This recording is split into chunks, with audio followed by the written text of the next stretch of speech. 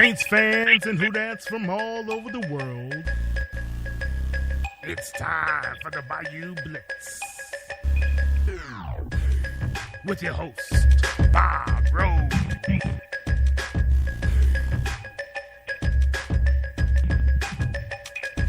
Good evening, New Orleans Saints fans, fans of the Bayou Blitz, fans of the NFL everywhere. I am Bob Rose. I am one of your co-hosts for the Bayou Blitz, and we thank you for having us into your homes and over your airways again on a Wednesday night. Joining me, as always, is my running mate and my partner in crime, Mr. Kyle Mosley. How are you tonight, Kyle?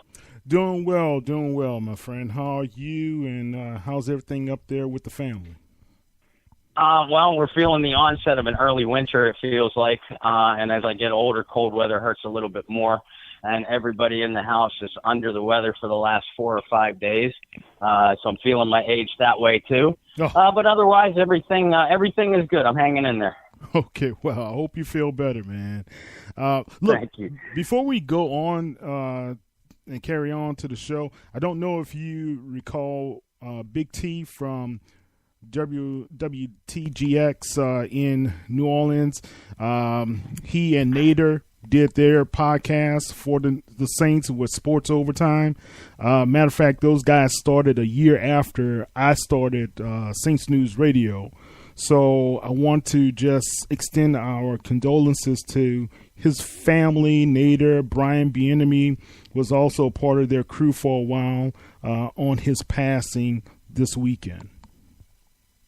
Yeah, I saw that too, and condolences to, like you said, his family and everybody associated. I am a little bit familiar. Obviously, their shows and their work, predated mine a little bit, being pretty new into the industry. But he definitely left a footprint and his fingerprints in a positive way. So our condolences, prayers, and good thoughts go out to everybody associated with him. Right. He was a good brother, man. And Big T, he would call into the show early on when we were in our infancy. I would call into their show sometimes as well. And it was funny because we were both on Wednesday night. So I would call in first sometimes, or they would call in, So it was a good brotherhood that we had amongst ourselves. So it's going to be a big loss, and he had the Big T Foundation as well, where he gave away a lot of toys and things to kids in the neighborhood in New Orleans. So just continue to be in prayer for his wife and family, guys, and that's about it. And I know he would love to stick around there and see how the Saints are doing, but he was just a good brother, and he's going to be sorely missed in the Who-Dat Nation. Yeah, for sure. And I mean, we've lost, as you know, Kyle, because a lot of these have hit you hard personally. We've lost a handful of great names and even greater people through the industry over the last year and a half. Right. And I know they're in a better place, and they're all sitting at the same sports bar rooting for the same team. And like I said, a better place, but they are all greatly missed. Yeah, definitely. So Big T, Professor, Coach Rick Gailey, blessings to you guys. All right, man. Sorry. I just had to get that out there. No, I'm glad you did. Like I said, I saw it myself, and I've been so under the weather this week, so I apologize. For fans of the Bayou Blitz and the Saints social media, I have not been very active this week, but I'm sort of getting up and moving. So I would have, if you wouldn't have said anything, I would have completely forgotten. So I'm glad you brought it up. No problem. But like you said, our New Orleans Saints are coming off of a well-deserved bye week and are getting ready to trek up north themselves to face the AFC North leading Baltimore Ravens this week. Yeah. Baltimore presents quite a challenge, not only for the Saints historically, but they have one of the league's best defenses, both against the run and the pass, and a big play offense. So this is going to be a tough road test for the Saints, especially coming off of a bye week, but they are on a bit of a roll themselves. So without any further ado, our special guest tonight, the pride of West Allegheny High School, Lafayette college, and now a sports photographer, professional sports photographer in the Baltimore region, including coverage of the Ravens themselves. Mr. Kenya Allen, thank you so much for joining us tonight, Kenya. Hey, thank you guys for having me. Yeah, welcome. Thank you. Now you give and we were talking a little bit about, you and I talked about it the last time, talking a little bit about it before we went on air. You actually have a very unique perspective compared to, the majority of us that cover, no matter what teams we cover, because you're one of those guys that are close up in the action. In fact, the only way you could get any closer to the action is if they put a helmet and shoulder pads on you. Do you now? I know you have. You were a terrific high school football player. You had a terrific college career. We'll get into that in a minute. But what's that like for you, being able to cover the game from that perspective as a photographer now? Oh man, I mean it's an awesome experience. For one, just to have the ability to combine the two things that I love most, photography and football together in any arena, whether it be in high school, college, or pros, is just it's a blessing. But it is amazing to be out on, in the stadiums and to see a lot of the behind the scenes that you don't see on TV. I often tell people, it's cool. You get starstruck for a second when you see some of the big names. A couple weeks ago, I had the opportunity to actually go out to Pittsburgh and do the game against the Steelers at Heinz Field. And, just to, see all those fans with the terrible towels and be down and like to hear the noise and just to be in the middle of that is just like an undescribable feeling. But I always tell people the most impressive part to me is just seeing everything behind the scenes that goes into producing the NFL game. Just the coordination of equipment and the media coordination. It's just getting to see those things in the tunnel are really enlightening and just really exciting. Oh, I imagine for sure. For those of us, for those listening that don't know, and I know there's some people tuning in, or at least I hope there's some people tuning in from West Allegheny. So we say hello to all of you folks. But I actually had the honor and privilege of coaching Kenya. I don't remember whether it was your junior and senior year in track or just your senior year. Yeah, it was just my senior year. Okay. Yeah, senior year. Well, I'm getting old. The memory's getting a little fuzzy, so thanks for remembering. But like I said, the honor and privilege of coaching both you and your brother Nick, and you guys were terrific sprinters. I can attest to not only the fact that you were a hell of an athlete, but you were one of the most intense competitors that I had the honor of working with. I got the chance to see you on the football field for Bob Palco's West Allegheny Indians too, and you were a terrific competitor there. So intense, and certainly a privilege to coach. I don't have the chance to tell any of you guys and girls that I coached that in person since you graduated, but I'm glad I had the opportunity to do so tonight. Oh, thank you, and the feeling's more than mutual. We have a lot of great stories from the track days, and we won't tell all of them, but no, you definitely were a great coach, and running track was a very rewarding experience. I wish I had done this sooner, but I appreciate that opportunity to work with your senior year. Well, I mean, you certainly left not only footprints through West Allegheny football history, but also its long and proud track tradition and history as well. So I know, and this thank you not only comes from me, but from a bunch associated with West Allegheny athletics. So again, we do thank you. Well, Kenya, I have a question. Kenya, did you guys ever play any pranks on Coach here? No, I don't know if we really played pranks because if he could get a little. I mean, he was a really cool guy for the most part. But I just remember one time he got so irritated with us. I forget if it was I don't know if it was the playoffs, but we basically just laid an egg on one of the relays, and we got some not so nice words from him. So I never knew the track coaches cussed until that day. But no, go ahead.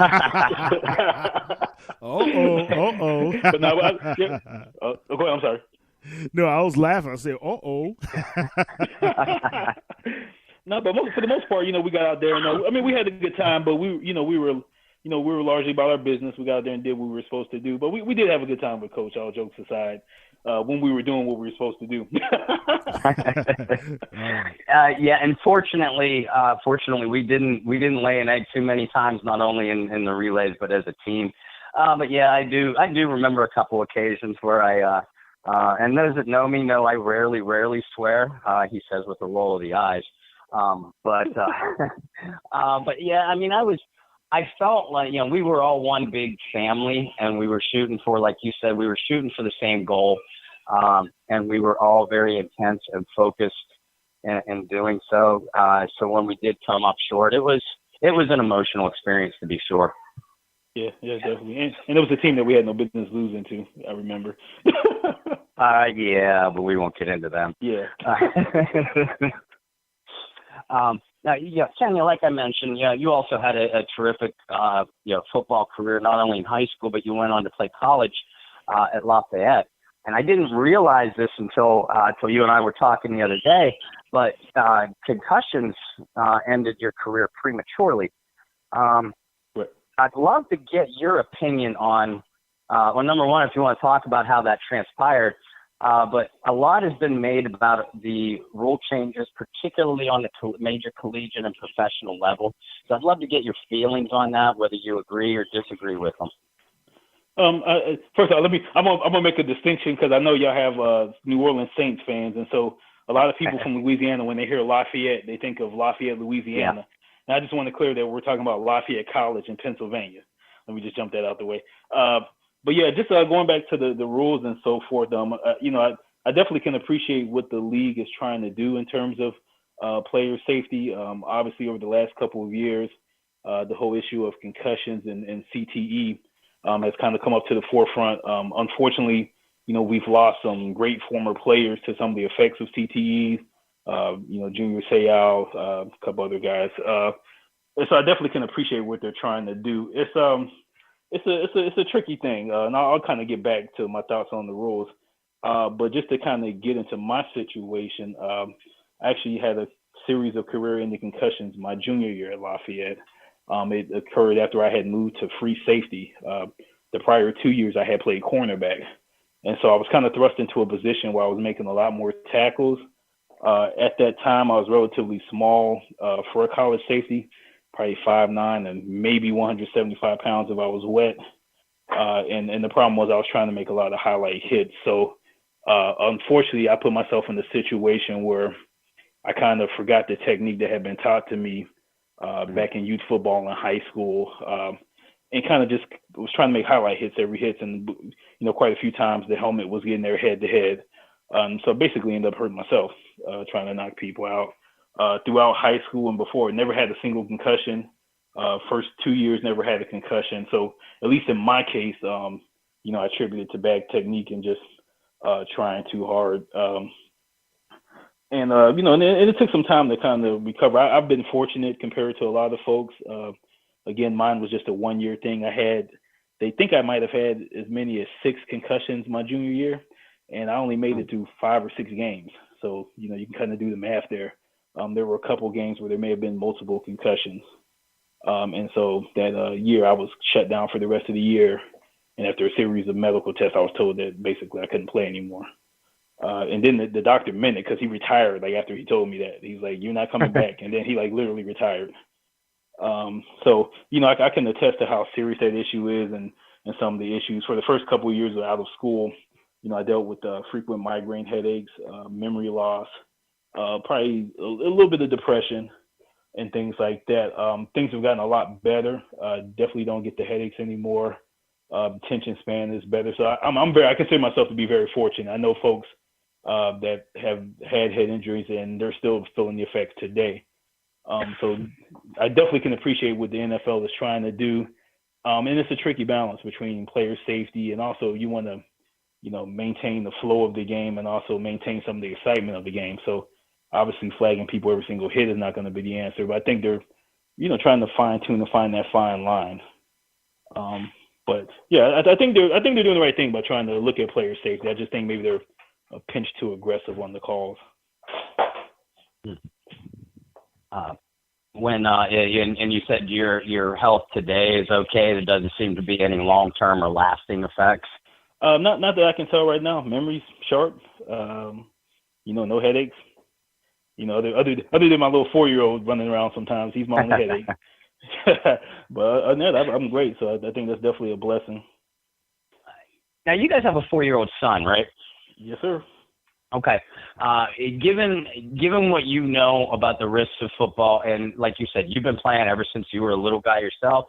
Mm-hmm. Would you, when your son reaches the age of and decides, if he decides to come to you and say, "Dad, I want to play football," are you going to have any misgivings or hesitation based off of the health risks that you yourself have experienced? Personally, I wouldn't. Again, but that, if he does play, I'm definitely going to insist that, he plays in a program where they are teaching proper technique, head up, using the arms and shoulders and not putting the head into play.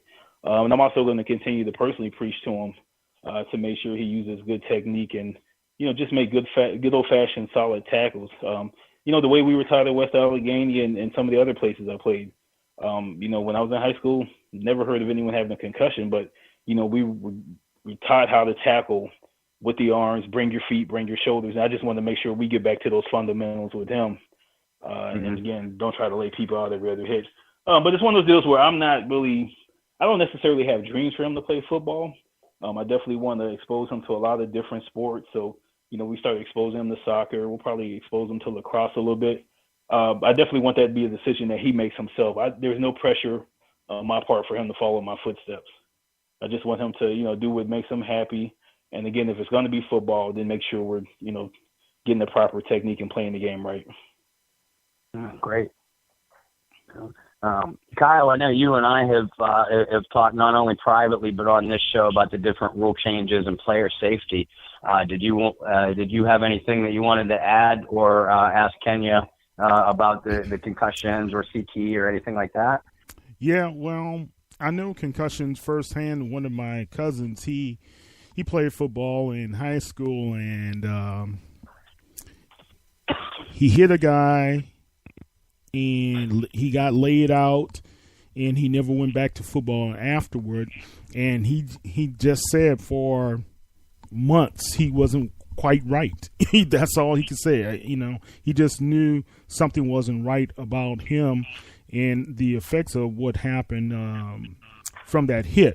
So hearing you say the techniques were not applied, and I still look at what's happening in the game today, Kenya, I still see guys lowering their heads, and I still see guys trying to make those tackles that are ill-advised tackles. Do you see that in real time? Is it because also in real time down on the field, man, it's really so fast you can't really stop. Yeah, and unfortunately, I do see some of those plays, and and it's tough. Again, we talk about proper technique, and that's not to put the blame on the players, because I can attest from personal experience. You're playing free safety, and someone comes across the middle, you're flying up to make a play.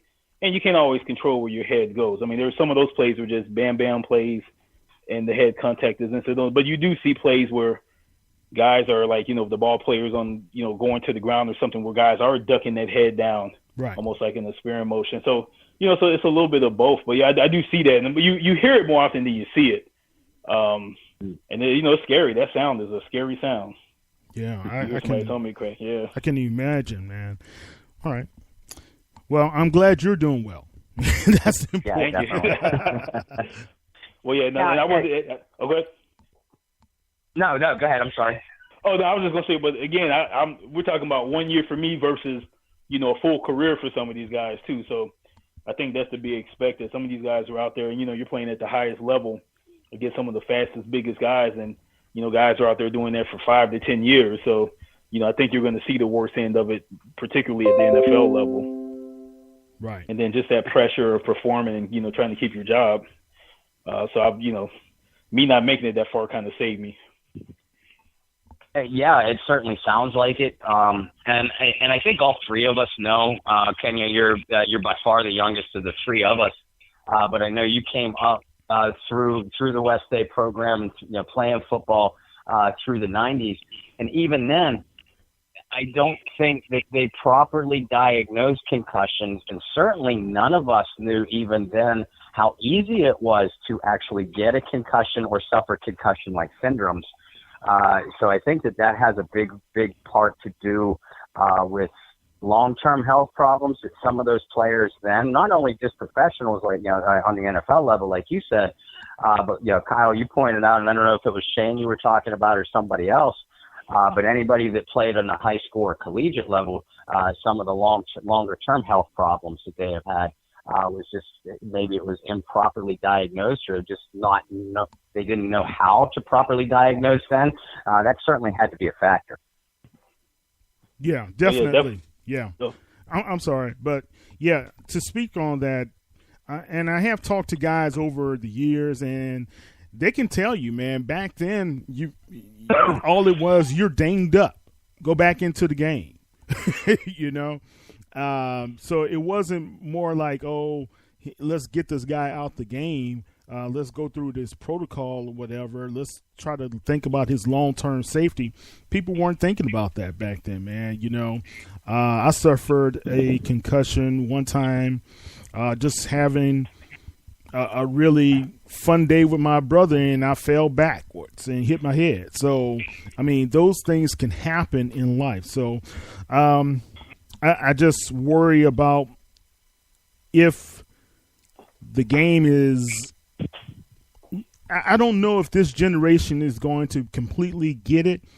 Possibly if we keep on reinforcing the techniques with the younger guys, they may get it, but it's a difficult situation all in all to see guys who are so vibrant in their careers now. We may not see them be able to articulate or have full life that they are due because they did play such a violent game.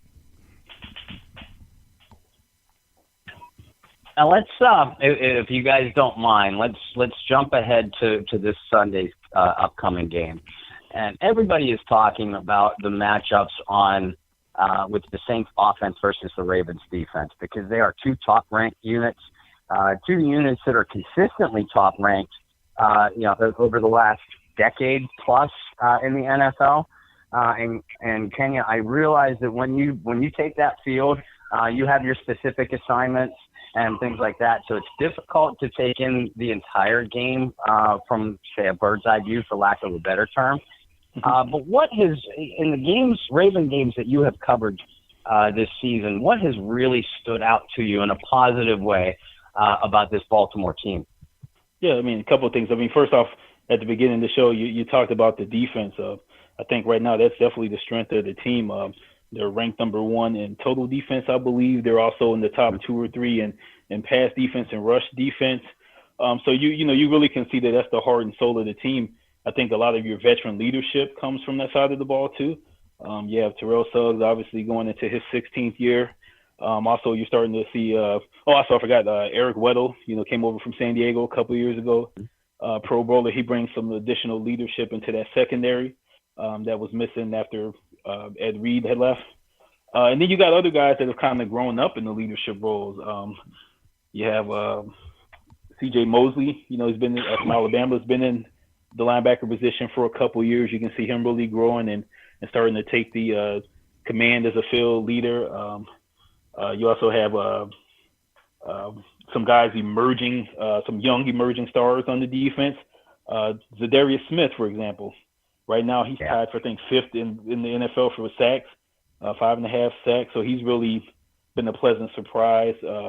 You also have Judon, I think his name's Judon Smith. Forgive me if I'm saying his name wrong.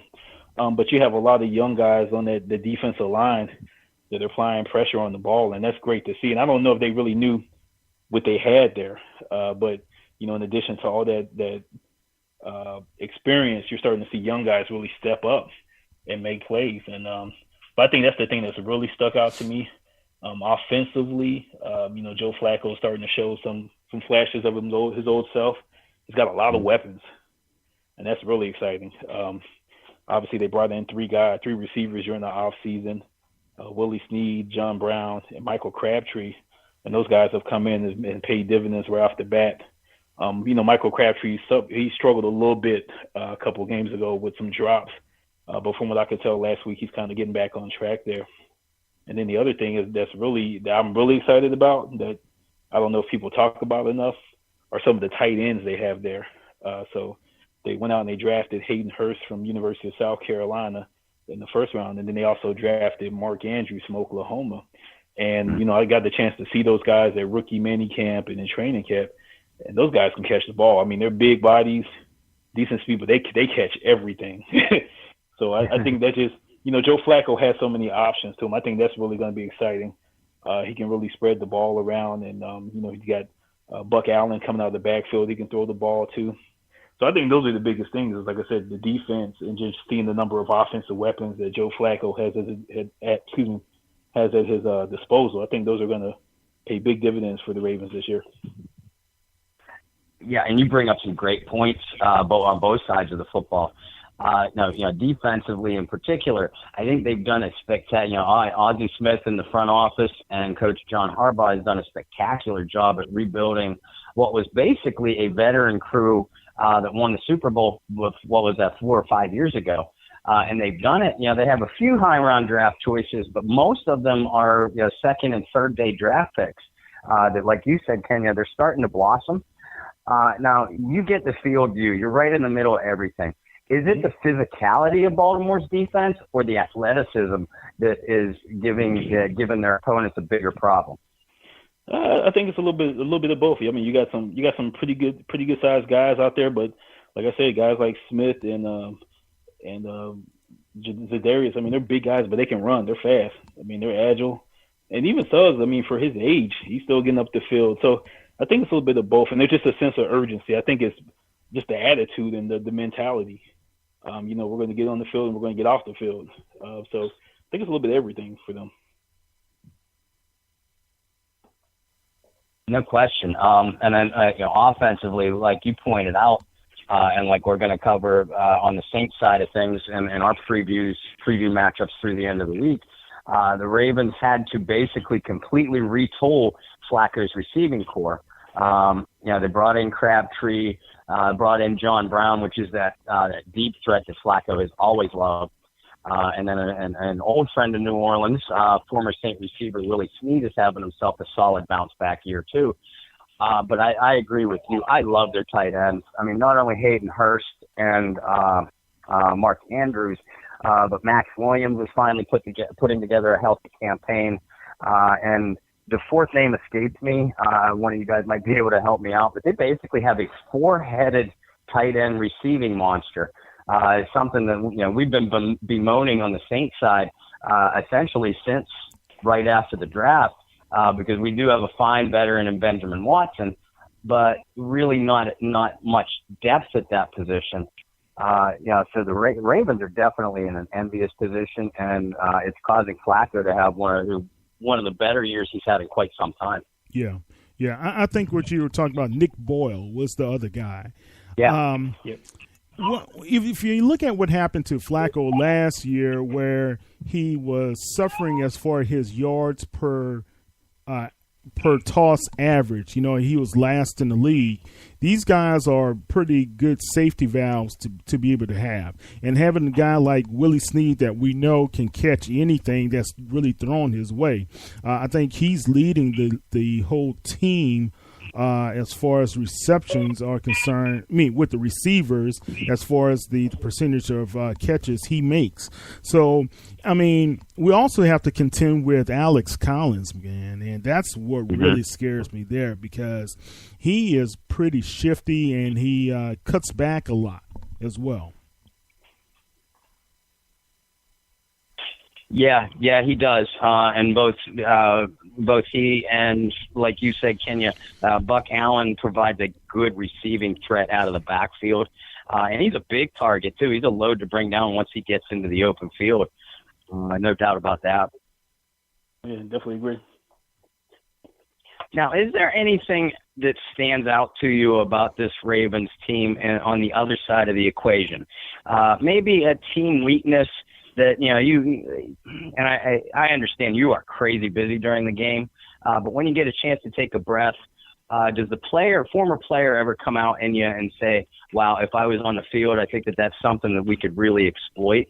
Ravens are 4-2, and to their credit, they've been playing some outstanding football, but maybe a weakness that hasn't been exposed yet that you've noticed?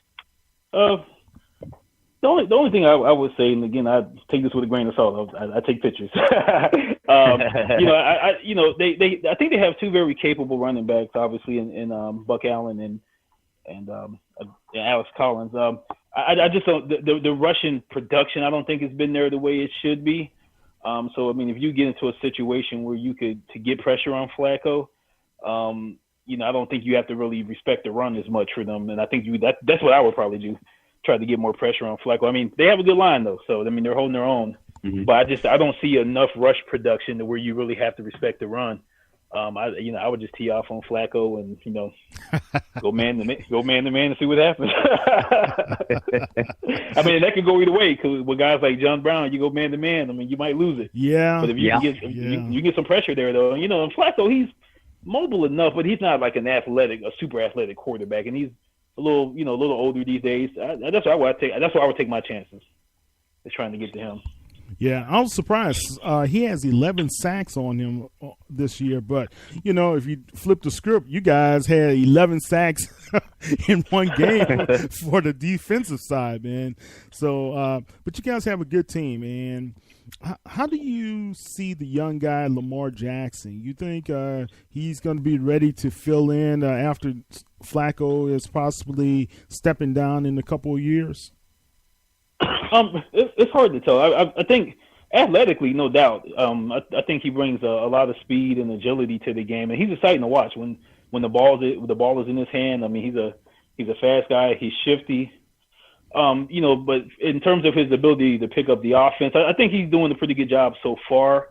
But I still think it's one of those situations to where they haven't really unleashed the full Ravens offense on him. They kind of tailored packages for him. So, I mean, if you watch the games, you'll see he'll come in and, they'll run like the Wildcat or things like that. And even in preseason, when he ran the regular offense, I think they'll just give him a section. So it's hard I think for him, it's just going to be how quickly he picks up the playbook and also just being able to stay healthy. Unfortunately, we've seen in the past where some running quarterbacks have had difficulty making that transition as they get older, when the speed kind of leaves them. And they haven't really learned the passing game and really developed the accuracy they need to be successful. So I don't know. I'm pulling for him. I think he can do it. But it's just going to be one of those things where time is going to tell. They have a good insurance policy in RG3, Robert Griffin III, if something happens in the short term. So I think he's in a good situation because he can learn from Flacco, but also he can learn from RG3, who's very similar to him in terms of, we used to be similar in terms of his athletic style, also having won the Heisman Trophy and so forth. So I think he's in a position where he's got two great mentors. And, the Ravens will just have to take their time and bring him along. But, again, if he stays explosive as he is now, I think he could be a franchise quarterback. But it's going to take time. I don't think you're going to put him in there next year and get that out of him. Right. Now, have you had an opportunity to watch many other teams throughout the league? Specifically the reason I ask is I'm curious, what you've seen, if you've had a chance to see anything from the New Orleans Saints. Yeah, I caught a little bit of the game where Brees captured the record.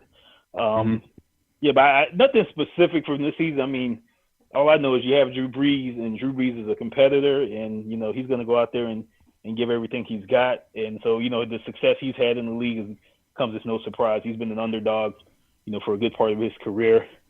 It seems like they're doing really well in the passing game. That's just looking at general stats. But, I am excited about the possibility of seeing him enter the 500 club this week. And, I wouldn't be surprised if it happened. So that's really all I can offer. I haven't had a chance. Usually I'm at the stadium a couple hours before, and it's a couple hours after when I get home. So I miss most of the games. But, Yeah, and I know, you do a lot more than just cover the Ravens. You mentioned that you have a project that you have to finish up tonight. Not to mention a family to get back to. But if you don't mind, tell us tell our fans how they can find your work and what else you do. Okay. Yeah. So, excuse me. So I, believe it or not, sports photography is actually more of a part-time job for me. I do have a full-time career doing communication work in the government. And then also from a photography standpoint, I do cover some college games. So I had the opportunity to go to the Naval Academy this past Saturday. And I do high school every Friday, which is actually what got me started in sports photography, was volunteering at one of the local high schools. So that is very important to me to try to maintain that Friday schedule. So I'm out every Friday, some Saturdays and some Sundays. I'm out there, on my knees trying to make good shots and trying to create memories. And then as you mentioned too, like I said, family man chasing the 4-year-old. We're having a little girl in December, so we're trying to get ready for that. Congratulations. Congratulations. And as a father of 2 daughters myself, good luck. Thank you. Yeah, but as far as getting to my work, so my work with the Ravens is for Press Box, which is a local sports newspaper in Baltimore. You can find them at www.pressboxonline.com. Also, my personal photo website is at www.kallenphoto, just all one word, .com. So you can definitely check me out. Sounds great. Now, I did have a couple requests from Saints fans as I was promoting the show through some of the discussion groups. They requested you take some flattering photos of our boys on Sunday. Once your work through Pressbox and through your own site is over, if you don't mind posting them, I don't know if I added you to our Bayou Blitz Facebook group, but if you don't mind, I certainly could. Or even if you could just send the photos to Kyle or myself, and we'll distribute them. Make sure. We'd love that.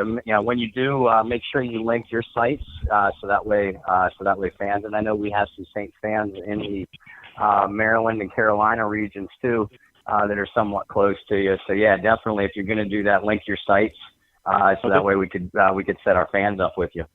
Sounds good. That's great. Yeah. And before I go, I just want to let you know my brother Nick is listening all the way from South Carolina, and so he just pinged me. He wanted me to tell you hello, Coach. And he's doing well. He's an athletic trainer down at a local high school in Greenwood, South Carolina. So he just wanted to let you know everything about you. Hey, Nick. Nick, I miss you. I do have some great memories of coaching the both of you. You guys are part of a handful of core, both guys and girls, that made me look good and made me look like I know what I was doing. No disrespect to the kids, to my kids or anybody that I have in my life, but those years were such treasured memories. I might not have seemed like I was enjoying it at the time, but I loved every single moment with all of you guys. Thank you. We appreciate it. Hey, look, I'm looking at your website, Kenya. Great shot of John Brown catching that ball over the Broncos. That's pretty neat. Oh, thank you. Yeah, that shows his deep threat. That's a perfect metaphor for the kind of season he's having and the way they're going to look to use him. Yeah, well, see, I was about to say I just don't want to see too many of those on Sunday. Yeah, and I have a lot of friends that are Saints fans, so I'm going to be fair on both sides. Okay. I'm good. Awesome. And we do appreciate you joining us, Kenya. And Nick, hi to you again, and everybody from West Allegheny listening. Love and miss you guys. But Kenya, we'd love to have you back on the show sometime. But we appreciate you taking a couple minutes out of your time. Hey, next time you're in the Pittsburgh area, give me a shout too. I know Baltimore is not that far from me. I don't know if I'll make it down to the game this Sunday, but I'd love to catch up with you and meet your family sometime too. Yeah, definitely. We're out there periodically. My wife is a West Allegheny graduate, so her family still lives out in Imperial, and so we get out there periodically. So we'll definitely look you up, and I thank you guys for having me, and. Hey, just want to shout out to Who Dat Nation. I always wanted to say Who Dat. All right. Well, look, man, congratulations. Keep up the great work. All right, thank you. I appreciate it. Thank you so much. You're welcome. Take care, my friend. All right, take care. All right. Man, he's got some beautiful shots, man. He's a great photographer. Yeah, and I had a chance to check out some of his work too. Last night and earlier today. He really does have a talent. I will say one thing. I have so many good things to say about Kenya Allen, his brother Nick too, and that whole family. They are so passionate about everything that they do.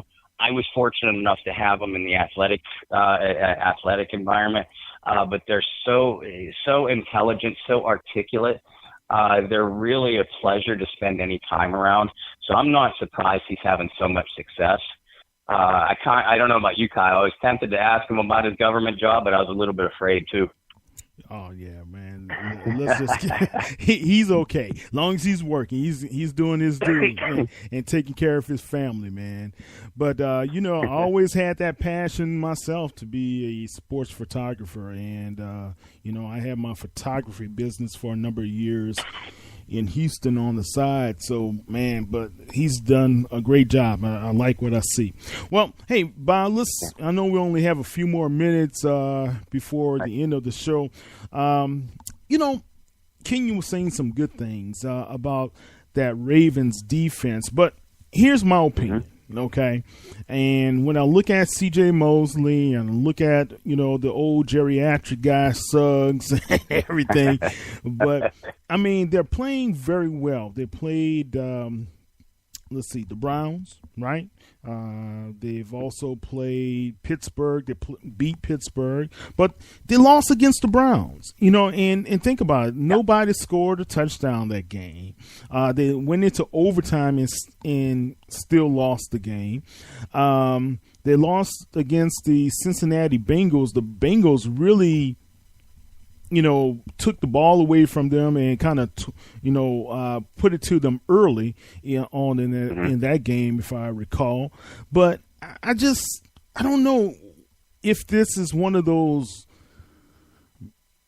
situations where you say, well, did they really have a high level of an opponent on the offensive side other than Pittsburgh? Bengals were good. They can put up some points too. But other than Pittsburgh and the Bengals, the Broncos, they're real scattered here and there. Did they really have any good competition? That's my thing, man. And when I was analyzing this game, I think the Saints, if they take care of the football right, I think we'll be in a good position. What's your thought? Yeah, I couldn't agree more. I was doing the same thing that you did, kind of analyzing, Baltimore's individual players, especially comparing them to last year. And, hey, look, especially on the defensive side, you got to give them all the credit in the world. They've only given up more than 14 points one time, and that was to the Bengals where, like you pointed out, they lost. But you look at that schedule as a whole, and really the only offensive unit that's even comparable to what New Orleans is going to roll into town with is Pittsburgh. Right. And Pittsburgh at that time, they put it together the last couple weeks, but Pittsburgh is, started out the season playing very erratically. Of course, they're still missing Le'Veon Bell. Now the Saints started out the season missing their top back in Mark Ingram, but he, of course, is back. So I like that matchup not only in New Orleans' favor, not only for that, but for this reason. The Ravens defensive coordinator, Don Martindale, nicknamed Wink Martindale, by the way, one of the best nicknames in all of sports. For those old fogies like myself who watch game shows, Google the name. But Wink Martindale, his defenses have a history of moving around, and actually Rev Deuce Wyndham pointed this out in a couple of his pieces earlier this week. The Ravens have a lot of movement in their defensive front, and Martindale likes to give the opposing offenses different looks. His history, wherever he has been, is once the opposition has a good film on his defenses, they can be had. And remember, the Saints are coming off of a bye week. They've had nothing to do but prepare for this opponent, and they've had an extra week to do so. I like that in the favor of Sean Payton and Pete Carmichael, especially. They have Ingram back. Traquan Smith is playing really well, as is Cam Meredith. And, of course, with Ingram, Kamara, and Michael Thomas, you name me a better trio of offensive skill position players throughout the entire league. I like the way these Saints match up against the Ravens defense. Yeah. Look, I purposely watched them against Tennessee this past week. Yeah. And look, Tennessee is struggling. That's a team that I don't know how they're going to proceed with Mariota not being able to grip the ball well, right? But still, it was 21-0. That offense against an anemic offense on the other side still couldn't put up just 21 points on that Tennessee Titans team. And they couldn't put up any points on a Browns team that we put up points on, right? That's what I was like, well,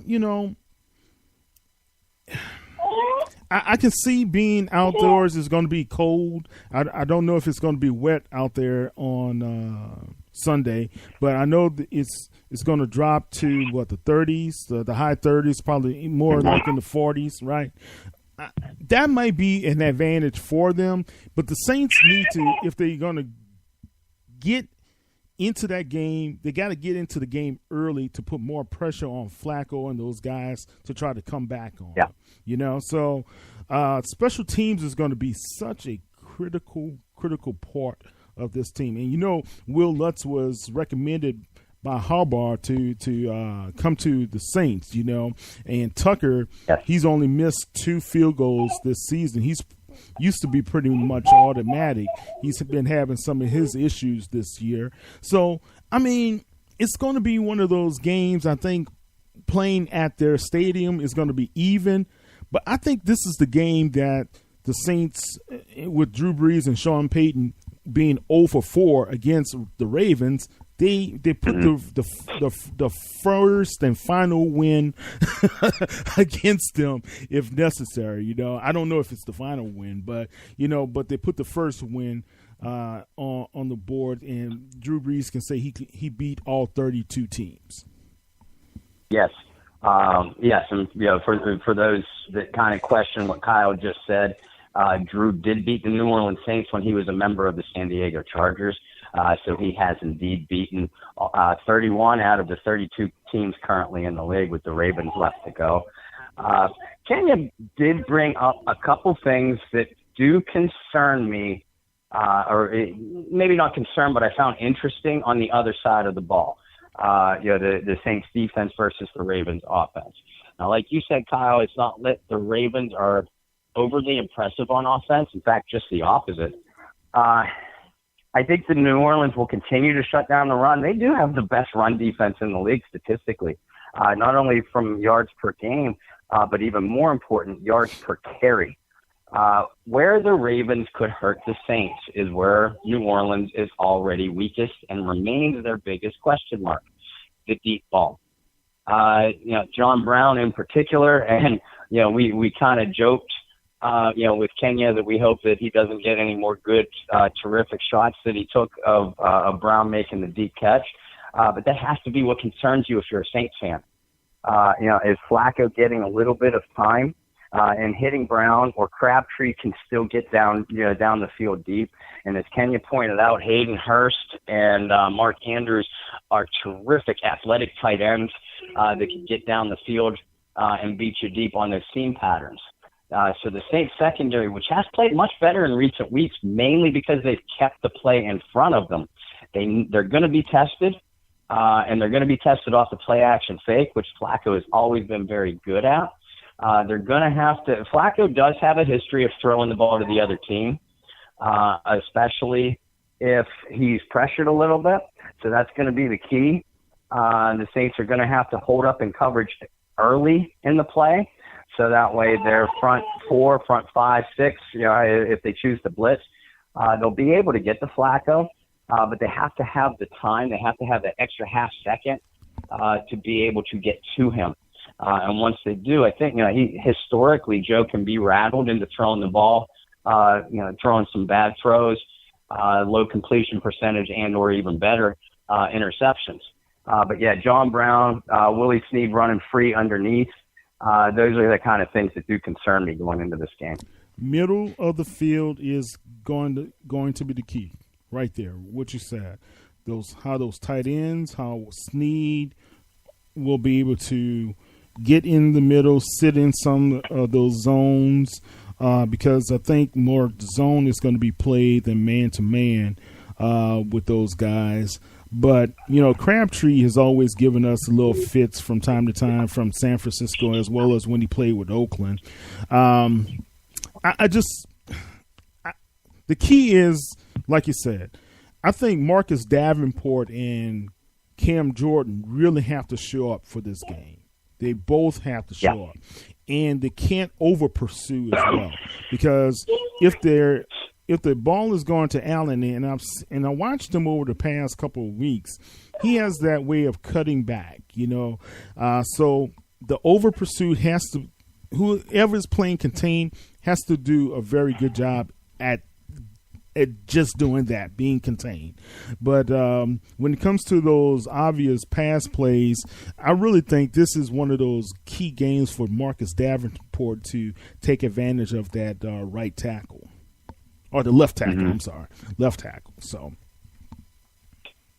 Yeah, and if you look, I think you pointed out this day, either you or Ken, you think that Flacco has been hit and sacked 11 times this year. Right. The majority of those, if I'm not mistaken, have come from the edge position, which highlights, Davenport, Okafor, and especially Cam Jordan even more. If they can get to Flacco, and Rankins is still continuing to play really good football in the center.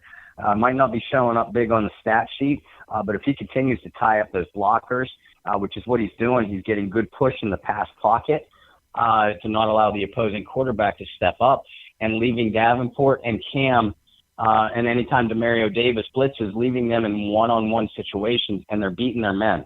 And that has to continue to happen. But that's where I agree with you. That's where I think that this game could be won or lost. Yeah. And I'm looking at the touchdown log for the Ravens. Collins, Brown, Crabtree, Snead, Allen, Dixon, Allen, Andrews, Brown, Collins, Allen. Okay, you see a similarity, and some patterns there. Alex Collins and Allen have been his go-to guys as far as rushing the ball and putting it into the end zone. So those are going to be some critical stances there. And I know that Stallworth is going to be out. So Bromley, they re-signed him to come back to the squad, right? So yes. How that defensive tackle rotation is going to work out is going to be key for the Saints as well. It really is. And Stallworth has been playing some great football, as we pointed out here on the show, multiple weeks. Now, fortunately, Tyler Davison has also been playing extremely well. So hopefully that can continue. And we need more, and you have said it a couple times, we need more to see more from David Onyemata. He's still flashing the ability. A couple plays here or there each game. He's not consistent. And now that Stallworth is going to be missing, and it sounds like he's going to be out of the lineup for a couple of weeks, Jay Bromley is a decent depth player, but they need David Onyemata to be more consistent in the abilities that he has shown. And he needs to make plays and hold up at the point of attack. Right. And I was kind of surprised that Mitchell Lowen was going to be keyed in on a little bit more for the Saints. But, yeah, man, Stallworth's loss is going to be huge. And have they said it was a high ankle sprain, or what was going on with him? Kyle, all I recall seeing was that it was an ankle sprain, and they called it moderate severity, where he could miss 2 weeks of action. Yeah. That's the last report I saw. Yeah, it's been 2 weeks already. So, right. So, Saints are very close to the vest when it comes to the injury report. Now, let me ask you this. Bob, and we talked about the kicking game, but that punter Cock is pretty good as well. Mm-hmm. You know, he and Morstead are two of the leaders in the league. I think right now he's averaging around close to 48 yards per punt. That's pretty good. Yep, and like you said, in Tucker, they have one of the better field goal kickers in the league. Not only consistent but a strong leg as well. John Harbaugh has always been a strongly focused special teams guy ever since his time in Baltimore. In fact, I think he was a special teams coach as an assistant before he was hired by the Ravens. So right. It makes sense that that's where his specialty would lie. But the Ravens, we see it so many times, especially when they have a successful season. They play the field position game. It might be boring at times to watch. They're not going to be. They rarely are the flashiest offensive team, but they're going to beat you up physically. Not only offensively, even if they can't run the ball, they're going to beat you up, and they're going to come after you defensively. And he's going to focus on good special teams. They might not have the most dynamic returners in the world, but they're going to get them good consistent field position. They're going to cover kicks well. They're gonna win. They're gonna win with their punting game, and they're gonna hurt you with their field goal kicking. That's fundamental football, and we've had many guests on here saying, and I know one of your best friends would always both of our friends would always focus on special teams needs to be special. Yeah. This game could come down. I mean, the Saints historically have not played well on the road, up north, outdoors, especially when the weather gets a little bit bad, as it may. This game could come down to a special teams player, too. Yeah, it could, and I like our chances, especially with Lutz performing as well as he's been performing. Now, what we need is Kamara to get some punt return yardage, or whomever, if Taysom Hill is back there on kickoff return, to put 7 or 10 extra yards up there for us. We need to be the one taking advantage of the field position, right? But also, Bob, think about this, man. Once that weather starts getting cooler, that stadium starts getting cooler, the wind is going to be 15 miles per hour and above. Man, all you want to do is kind of grind it out, so to speak. And if we can kind of grind it out like we did with the Bills last year, just stay on the ground, be able to pick up first downs, pound it on those guys, wear down that defense, just like body blows to a boxer. I always say that, right? I think we'll be in good shape. We've got to really take control of that line. And if we can dominate the line and punch them and hit them hard first before they come and punch and hit us hard and take control of that time of possession, we're in good shape. But I don't think the team needs to be focused on flash and dash and trying to do long passes here or long passes there. Control the ball, regulate the time, regulate what's happening on the line.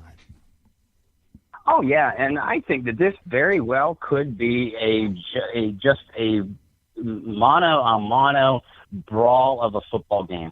Where, and especially I'm seeing, New Orleans offense versus Baltimore's defense.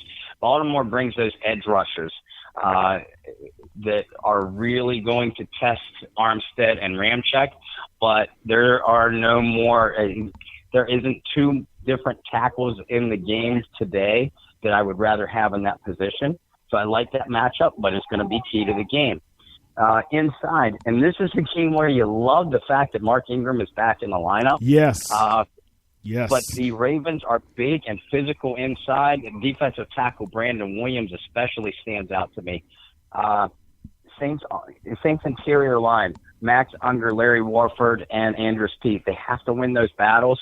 And Ingram has such good vision when he runs. That when he does take the handoff over the guard, especially over Warford, where they like to run the most, he's going to have to recognize the direct. They're not going to pancake Brandon Williams, but they're going to need to move him off his spot. And Ingram has the ability to immediately recognize where that's going to open up the running lane and then take advantage of it. Yeah. And one key thing that you said is take advantage of the lanes. But the only way you can take advantage of the lanes is show some patience as well. Follow those blockers instead of trying to speed ahead of those blockers. And I know sometimes Kamara, he's so fast, he kind of outruns his blocking sometimes. So let's see how patient these guys are.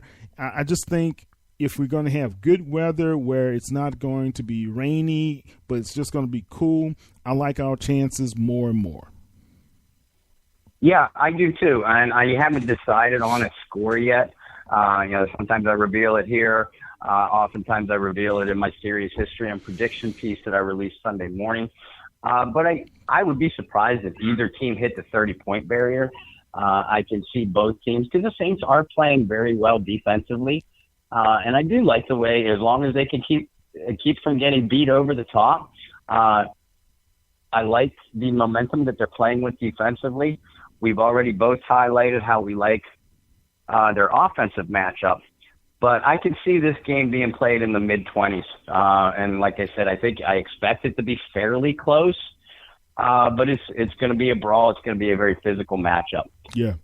And watch Willie Snead, man. And I think after reading a couple of articles, he was really disappointed, and rightly so. And, we were kind of shaking our heads. Remember last season on Crescent City Connection, what's going on with Willie Snead, why he's not more of a part of the game plan.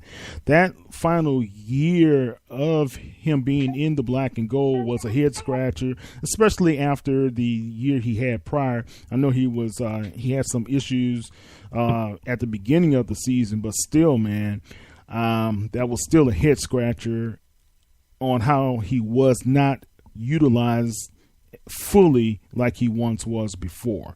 So I know he's going to be smarting a little bit and trying to get back at the New Orleans Saints and contest there. But, this is a talented group, like Kenya said, and what you see on defense, they're talented, but talent always has a way of being exposed if you do the right thing and call the right plays, right? Screen passing is our forte.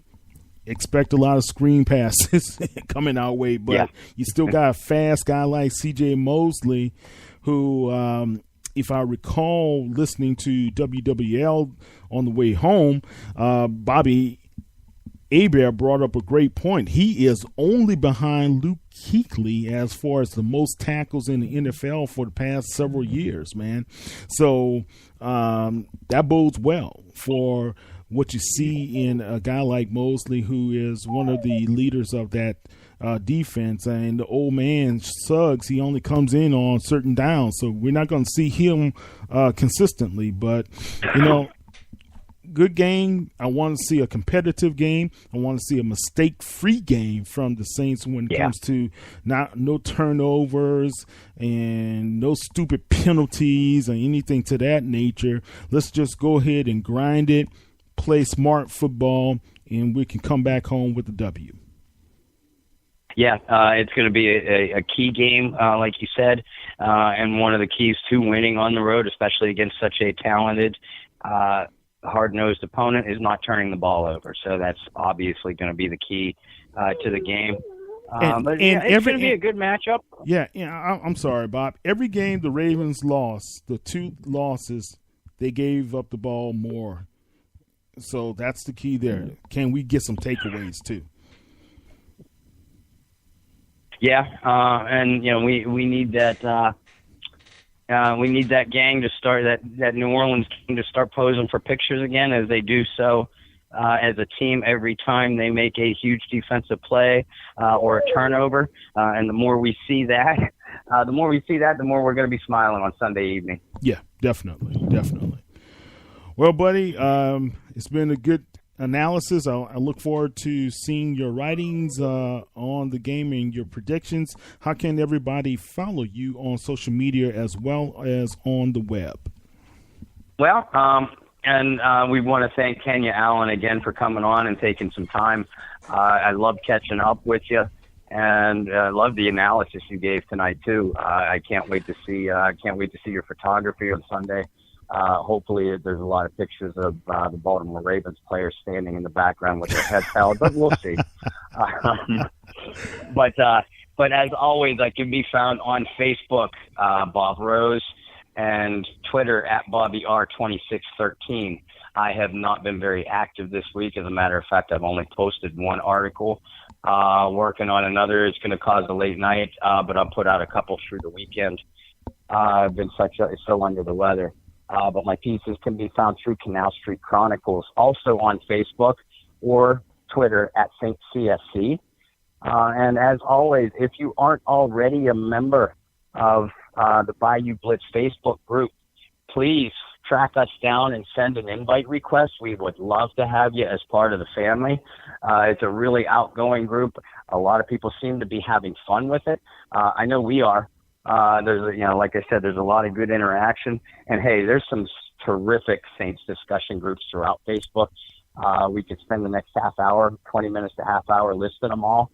But the Bayou Blitz group is fairly new and it's pretty show oriented. But we love to get your opinions, your input, and your thoughts, suggestions, and criticisms too. Yeah, definitely. And let us know how we could be able to make our podcast special for you. And if there's any suggestions, please do not hesitate to give those to Bob, because my feelings get hurt. But definitely, we'd like to know what you guys think about what we're doing with the Bayou Blitz. And also, guys, don't forget, you can follow the New Orleans Saints Network at www.saintsnewsnetwork.com, and you can follow Barry Hurstis and his featured articles, as well as you can go on saintsnews.net and follow all the Saints news 24/7 from our various news sources around the web. We've been in existence for, it's 10 years now, so just check us out and see if you can get all of your Saints news from all over the web at this time. And also, don't forget, you can listen to the replays of us on Spreaker.com. Just go to Saints News, and you can follow us at Twitter, Facebook, and Instagram at Saints News as well. And hopefully next week we will probably have a giveaway again for you guys to participate and do the block party giveaway. So that was pretty cool. How was it up there, Bob? Was it pretty nice? Oh my God, it was. I loved the layout. They had a terrific food layout. I can't even remember all the foods, but you'd be wise to go there with an empty stomach, because everything that I had was delicious. They had a variety of soft drink choices, and I don't drink alcohol, but I think that they had an open bar too. Indoor facility was beautiful, pretty spacious. An outdoor deck that overlooked Champion Square, and that big screen that they have, where if you don't have tickets to the game, you could stand out there or sit out on the bleachers or stand in Champion Square and watch. You had a beautiful view of everything going on. The party was filling up rapidly when Lauren and I left to go to the game, because we wanted to take a quick walk through of the Saints Hall of Fame. So unfortunately, we couldn't stay as long as we would have liked. But we got there pretty early, and it was starting to fill up when we left. So there seemed to be pretty good attendance. Every single person there was nice. So like I told everybody at the time, and now I would certainly back that up. If you have a chance, even if you are not a contest winner, the tickets were, I think, $125. Yep. Well worth every penny. Yeah. You get good meal, good company, great view. I don't recall. You could probably shed some light on this. don't recall if they were going to stay open during the entire course of the game, like if you could stand out on the deck and watch the game on the big screen from there or not.